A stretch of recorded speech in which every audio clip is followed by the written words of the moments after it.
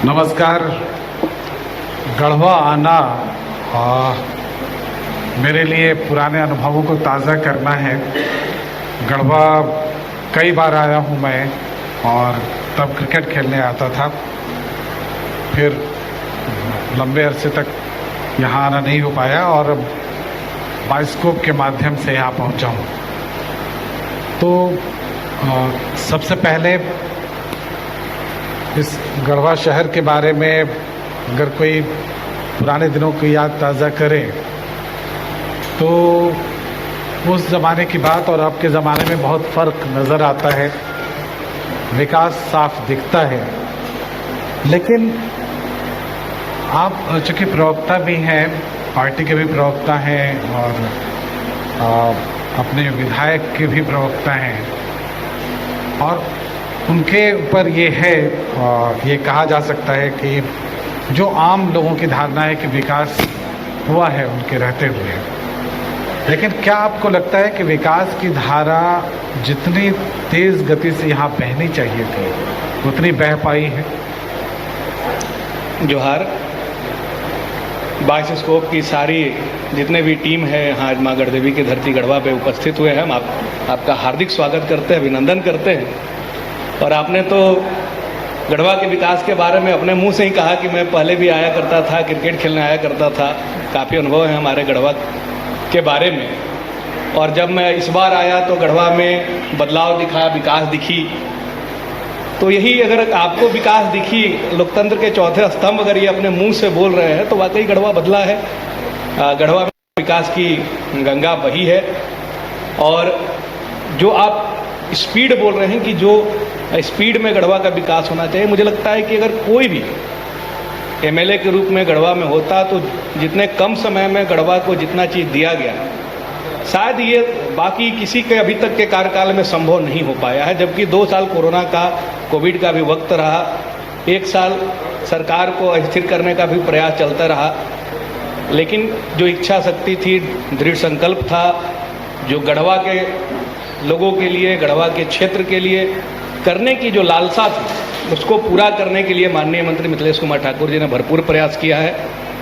और यह जनता अपने मुंह से बोलती है। अभी बहुत सारे अलग अलग पार्टी के प्रतिनिधि यहाँ मौजूद हैं। अलग बात है कि जब ये मंच पे बैठेंगे तो पार्टी के प्रतिनिधि होने के नाते, जिला अध्यक्ष हों या प्रवक्ता होने के नाते, उनकी मजबूरी होती है कि जो विपक्षी पार्टियाँ हैं उनकी बुराई करना। लेकिन मैं ये दावे के साथ कह सकता हूँ कि इस मंच से उतरने के बाद सबके मुंह से निकलता है कि हाँ, गढ़वा बदला है, गढ़वा में विकास हुआ है।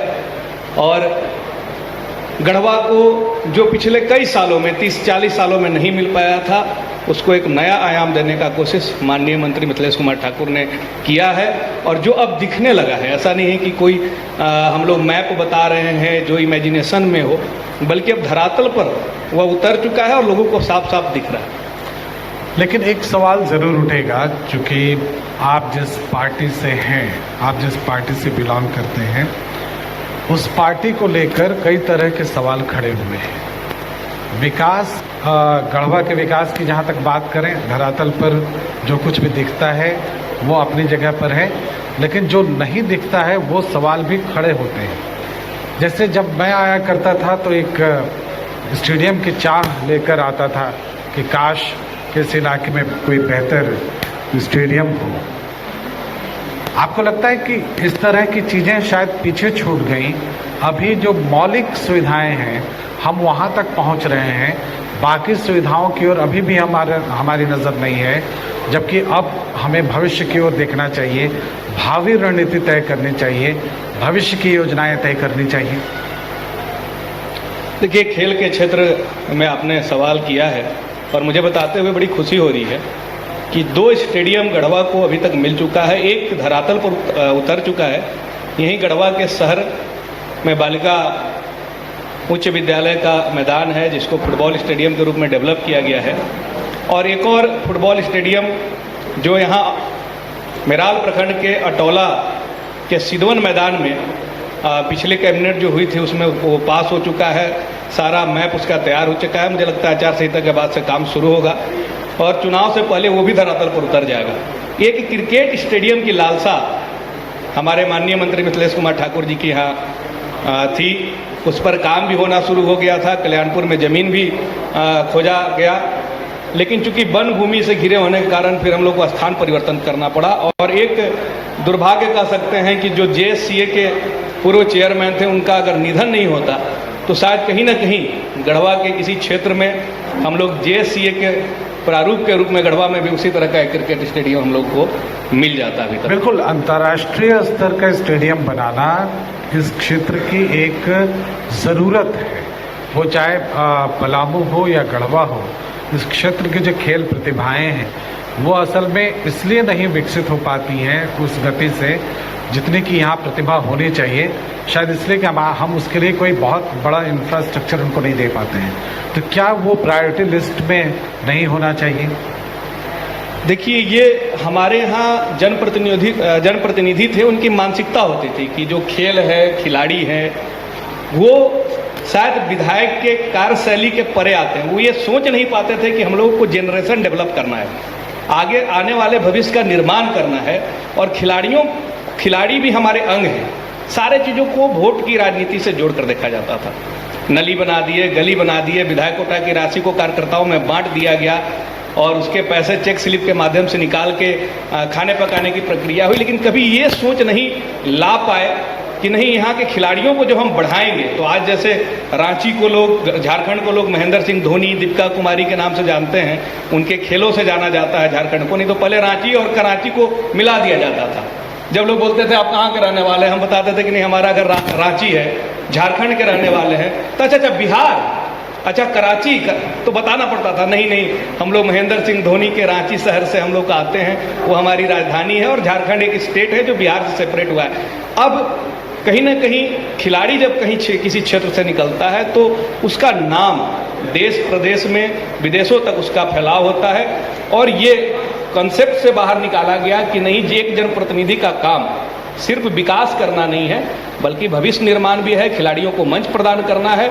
और खेलो गढ़वा अभियान के तहत मुझे बताते हुए खुशी हो रही है कि खेलो गढ़वा अभियान के तहत, चाहे वो बैडमिंटन के खिलाड़ी हों या कुश्ती के खिलाड़ी हों, जिस विभिन्न खेल के खिलाड़ियों को बाहर भेजने का जो है तो सहयोग माननीय मंत्री जी के द्वारा किया जाता है, उनको खेल का मंच दिया जाता है। हमारे यहाँ 3 प्रतियोगिता हुआ, एक क्रॉस कंट्री प्रतियोगिता हुआ जहाँ से किरण बारला राष्ट्रीय स्तर पर जाके उन्होंने दौड़ प्रतियोगिता में मेडल जीता, और साइकिलिंग प्रतियोगिता हमारे यहाँ राष्ट्रीय स्तर का हुआ।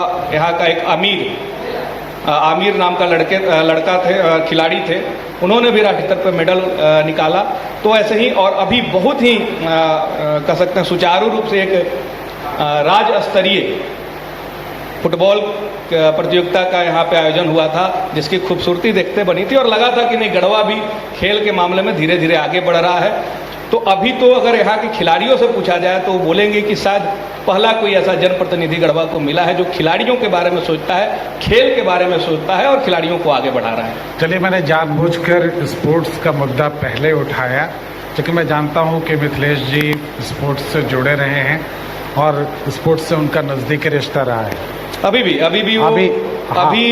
झारखंड फुटबॉल एसोसिएशन के चेयरमैन हैं और खेल से उनका काफ़ी लगाव है। तो विकास के मामले में भी मैं पहला ऐसा विधायक से मिला अपने जीवन, छोटा सा जीवन काल में, कि जो ये बोलता है कि नहीं, विकास बहुत किया, ये कहने वाले लोगों से मैं बस यही कहना चाहूँगा कि ये मेरी जिम्मेदारी है और 5 वर्ष का जो कार्यकाल मिला है, हम अपनी जिम्मेवारी का निर्वहन कर रहे हैं। जनता ने जो मुझे आशीर्वाद दिया है, उनका दिया हुआ दायित्व को पूरा करने का मेरा प्रयास हो रहा है। हम कोई एहसान नहीं कर रहे हैं। इतना कहने का शायद मादा कोई जनप्रतिनिधि नहीं रखता है, वो तो अपने मुंह मियाँ मिट्ठू बने में लगे रहते हैं। चलिए, बहुत सारी बातें हैं। स्पोर्ट्स के इतर अगर हम बात करें, राजनीतिक मुद्दों पर अगर हम बात करें, तो अब चूंकि लोकसभा चुनाव है और सभी जानते हैं कि लोकसभा चुनाव में जो मुद्दे होंगे वो राष्ट्रीय होंगे।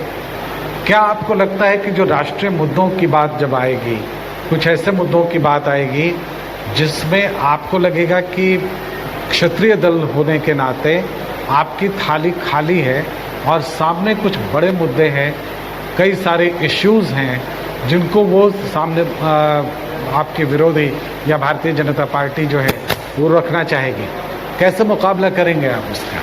देखिए, मुद्दों की जब बात होती है तो यही दुर्भाग्य है कि देश के बड़े बड़े जो मीडिया चैनल हैं, मैं बाइस्कोप के बारे में नहीं बोलूँगा, लेकिन जो बड़े स्तर पे बोले जाते हैं कि देश के नंबर 1 चैनल, सबसे तेज, ऐसे चैनल का दायित्व होता है विपक्ष के साथ एक जनता होती है, दूसरा मीडिया होता है। यही दो लोग मिलके जो है सो वो सत्ता की कमियों को, खामियों को उजागर करने का काम करते हैं। लेकिन कुमार विश्वास जी का 2 पंक्ति है कि जब राजा अंधा हो जाए तो सत्ता धंधा हो जाए, तो सच दिखाने वाला खंभा छवि पर बंधा हो जाए। तो अभी मीडिया की जो स्थिति हो गई है, जहां सरकार के पास सारा तंत्र है, ईडी है, सीबीआई है, आईटी है, उनके पास उनका पूरा प्रशासन है, कहीं ना कहीं जनता और विपक्षी पार्टी मीडिया से उम्मीद रखती है कि वो उनका साथ देंगे ताकि मुद्दों पर बात हो सके। लेकिन अगर किसी भी चैनल को हम लोग अभी खोल लें, जो बड़े मीडिया हाउस अपने आप को बोलते हैं, वो कहीं ना कहीं सरकार और सरकार के जो मुख्य चेहरा है उनके छवि को कैसे बनाया जाए, उनका इमेज को कैसे गढ़ा जाए, इसके लिए ज़्यादा परेशान है। अब इसके पीछे का जो भी कारण हो, मुझे तो कुछ कारण लगता है कि जैसे दैनिक भास्कर समूह पे इनकम टैक्स का रेड पड़ा, मुझे लगता है कि नाम ना लेना ज्यादा बेहतर होगा। नाम लेना वो तो सर्वविदित है। हाँ, चूंकि हम लोग ये लाइव जा रहे हैं प्रोग्राम में, और हम जब उनके प्रतिनिधि सामने नहीं है तो उस पर नाम पर ना जाएं तो ज़्यादा बेहतर है। लेकिन हाँ, मैं इतना ज़रूर कहूँगा कि मीडिया पर दोषारोपण होता है, ठीक उसी तरह से जैसे सत्ता पर दोषारोपण होता है। आप कह रहे हैं कि सत्तारूढ़ दल, जो केंद्रीय सत्तारूढ़ दल हैं, उन पर आरोप लगने चाहिए, उन पर उनकी बातें सामने आनी चाहिए। यहाँ प्रदेश में आप सत्तारूढ़ दल हैं तो आपकी जिम्मेदारी ज़्यादा बड़ी है। जब आप अपनी थाली लेकर जाएंगे तो आपके सामने वो सारे मुद्दे होंगे जिनको आपको बताने में दिक्कत होगी कि आपके मुख्यमंत्री भ्रष्टाचार के किसी मामले में उनको जेल जाना पड़ा है। ठीक है कि ईडी की क्या भूमिका रही नहीं रही, वो आप अपनी तरफ से बताएंगे, लेकिन जब दूसरा पक्ष आएगा तो वो बताएगा कि वो उसके लिए उपलब्धि है। उसका ये कहना होगा कि हमने भ्रष्टाचार पर बड़ा काम किया है और इसलिए ये स्थिति बनी है।